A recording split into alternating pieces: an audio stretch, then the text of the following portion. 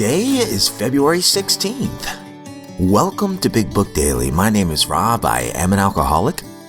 It's a thrill, honor, and joy to be here with you today as we journey through the Big Book of Alcoholics Anonymous and the 12 Steps and 12 Traditions. Today out of the Big Book, we are on Chapter 3, More About Alcoholism. We'll read page 36. Out of the 12 and 12, we are on Step 5. We'll read the rest of page 58. And of course, we'll read the 24 hours a day and daily reflection. So with that, hope you all are doing well this morning, my friends.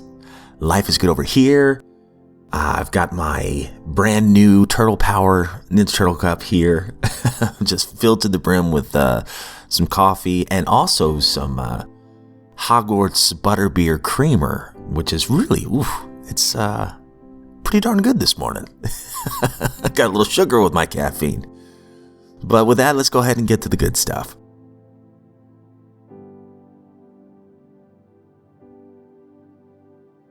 All right, my friends, so if you recall from yesterday's reading, we have had this demonstration of a man named Jim. And the whole point of this example is to kind of prove that what it says at the top of page 35. We shall describe some of the mental states that precede a relapse into drinking, for obviously this is the crux of the problem, the mental state. So this guy named Jim, he did no drinking until he was 35. In a few years, he became so violent when intoxicated that he had to be committed. And on leaving the asylum, he came into contact with us. So we told him what we knew of alcoholism. He made a beginning, but he failed to enlarge his spiritual life. And I love this part. On each of these occasions, we worked with him, reviewing carefully what had happened. And I love that the folks that worked with this man named Jim didn't give up on him. And I love this part. He knew that he had faced another trip to the asylum if he kept on. Moreover, he would lose his family for whom he had deep affection. So things are getting really dire for Jim here. Let's find out what happens on page 36. Yet he got drunk again. We asked him to tell us exactly how it happened. This is his story. I came to work on Tuesday morning. I remember I felt irritated that I had to be a salesman for a concern I once owned. I had a few words with the boss, but nothing serious. Then I decided to drive into the country and see one of my prospects for a car. On the way, I felt hungry, so I stopped at a roadside place where they have a bar. I had no intention of drinking. I just thought I'd get a sandwich. I also had the notion that I might find a customer for a car at this place, which was familiar, for I'd been going to it for years. I'd eaten there many times during the months that I was sober. I sat down at a table and ordered a sandwich and a glass of milk. Still, no thought of drinking. I ordered another sandwich and decided to have another glass of milk. Suddenly, the thought crossed my mind that if I were to put an ounce of whiskey in my milk, it couldn't hurt me on a full stomach. I ordered a whiskey and poured it into the milk. I vaguely sensed that I was not being any too smart, but I felt reassured as I was taking the whiskey on a full stomach. The experiment went so well that I ordered another whiskey and poured it into the milk. That didn't seem to bother me, so I tried another. Thus started one more journey to the asylum for Jim. Here was the threat of commitment, the loss of family and position, to say nothing of that intense mental and physical suffering which drinking always caused him. He had much knowledge about himself as an alcoholic, yet all reasons for not drinking were easily pushed aside in favor of the foolish idea that he could take whiskey if only he mixed it with milk.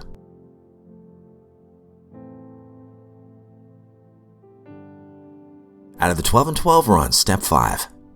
Admit it to God, to ourselves, and to another human being the exact nature of our wrongs. And in yesterday's reading, we were talking about forgiveness.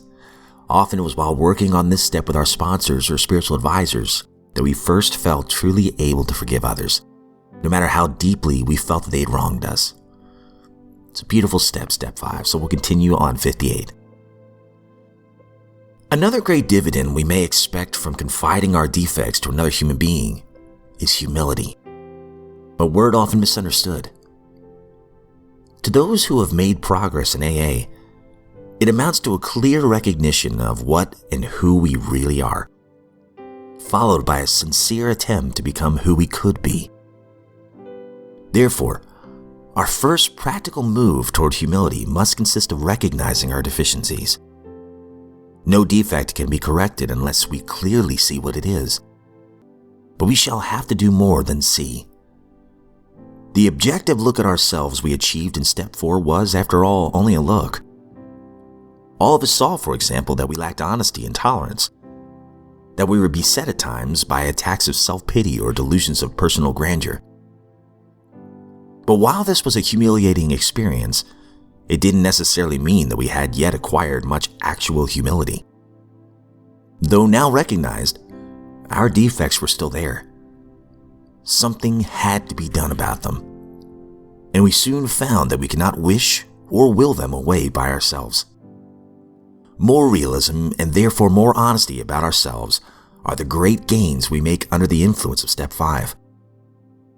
As we took inventory, we began to suspect how much trouble self-delusion had been causing us. This had brought a disturbing reflection. If all our lives we had more or less fooled ourselves, how could we be now so sure that we weren't still self-deceived? How could we be certain that we had made a true catalog of our defects and had really admitted them, even to ourselves? Because we were still bothered by fear, self-pity, and hurt feelings, it was probable we couldn't appraise ourselves fairly at all. Too much guilt and remorse might cause us to dramatize and exaggerate our shortcomings. Or anger and hurt pride might smoke the screen under which we are hiding some of our defects while we blamed others for them. Possibly, too, we were still handicapped by many liabilities, great and small, that we never knew we had.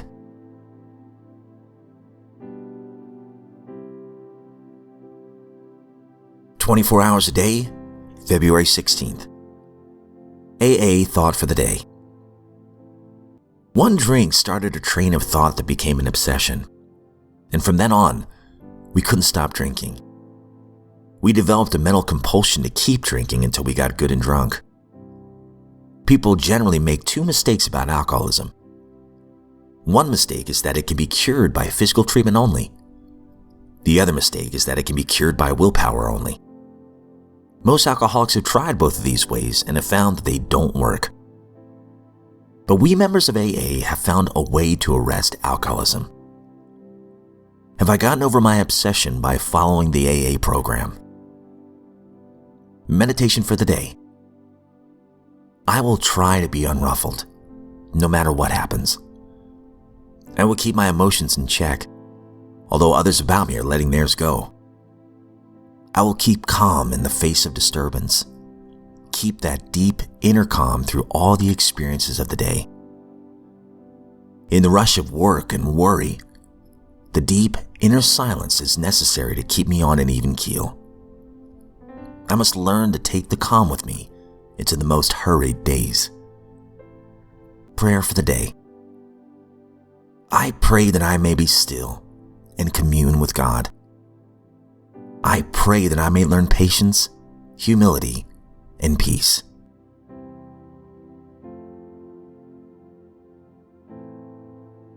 Daily Reflection, February 16th.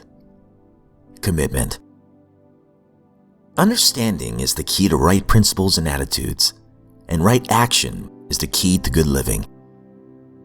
12 Steps and 12 Traditions, page 125. There came a time in my program of recovery when the 3rd stanza of the Serenity Prayer, the wisdom to know the difference, became indelibly imprinted in my mind. From that time on, I had to face the ever-present knowledge that my everyday action, word, and thought was within or outside the principles of the program. I could no longer hide behind self-rationalization, nor behind the insanity of my disease. The only course open to me, if I was to attain a joyous life for myself, and subsequently for those I love, was one in which I imposed on myself an effort of commitment, discipline, and responsibility. All right, that concludes today's reading. And man, today was rich with some great stuff. I could talk about every single one of them, but we're getting up on the 10-minute mark here, so I need to keep this quick. So I'll just pick one today. The big book, talking about our friend Jim here. My sponsor pointed out to me one time, if the top of page 36, when the folks in recovery, and I'm sure this might have been Bill and company, we asked him to tell us exactly how it happened. When he relapsed again after already knowing he could potentially lose his family and everything. So this is Jim's story. He says, I came to work on Tuesday morning. I remember I felt irritated that I had to be a salesman for a concern I once owned. Do y'all hear that resentment? I can hear it loud and clear right there. The guy used to own this business, and now he's a salesman for it. And he's already gotten in a little bit of an argument, nothing serious, with his boss. There's a little resentment, though. And then, about halfway down the page, remember we've talked about italics lots of times. I was always told that in the original printing of the big book, the italic font was a little bit more expensive to print. So they had to be very sparingly when they did use it. So that tells me that when they did use it, it was important. They wanted to get this point across, and here it is. Suddenly the thought crossed my mind that if I were to put an ounce of whiskey in my milk, it couldn't hurt me on a full stomach. You hear it? Oh, how many times have I rationalized my stinking mind? Because we were talking about it on the previous page. Mental states that precede a relapse into drinking. For obviously this is the crux of the problem. The obsession of my mind. Oh man, Rob, just have one. It's not a big deal. Come on, man, you had a hard day. Wouldn't you like to feel calm right now? You're doing this for your family, man. If you have a couple of drinks, you're going to be calm and laid back, and your family's going to love that about you. All these rationalizations, right? Or come on, man, you've worked hard. You deserve this. But anyway, let's continue Jim's here. I ordered a whiskey and poured it into the milk. I vaguely sensed that I was not being any too smart, but felt reassured that I was taking the whiskey on a full stomach. So once again, he's like, I don't know if I'm doing the right thing here. But you know what? Nothing bad's happening right now. I'm fine.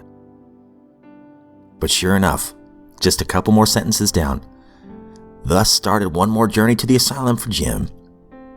Here was the threat of commitment, the loss of family and position, to say nothing of that intense mental and physical suffering which drinking always caused him. Here it is, italics again. He had much knowledge about himself as an alcoholic.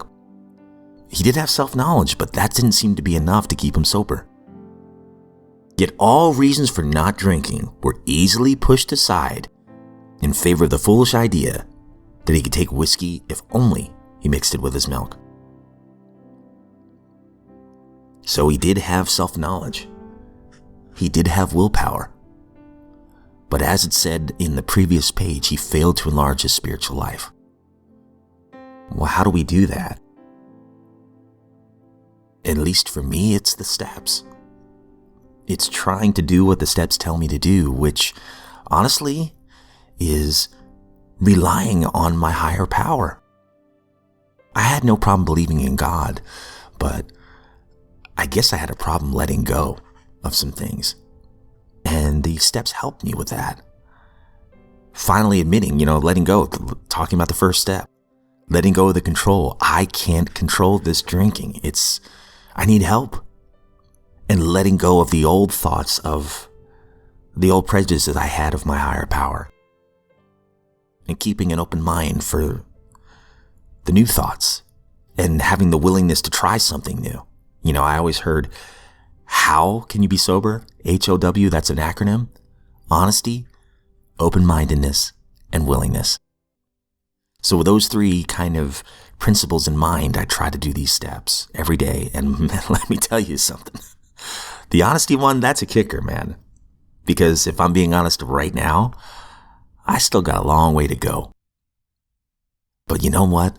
Sobriety's so good, it is worth the work. But my friends, I've rambled on enough. Thank you for tolerating that, tolerating me. If you are sober today, I hope you know that you're a miracle. And those who love you are very proud of you. And you're giving a great gift to everybody around you by being sober, not just yourself. And if you're not sober today, my friend, I hope you know that you're a miracle as well, and that you have worth, and you're worthy of recovery.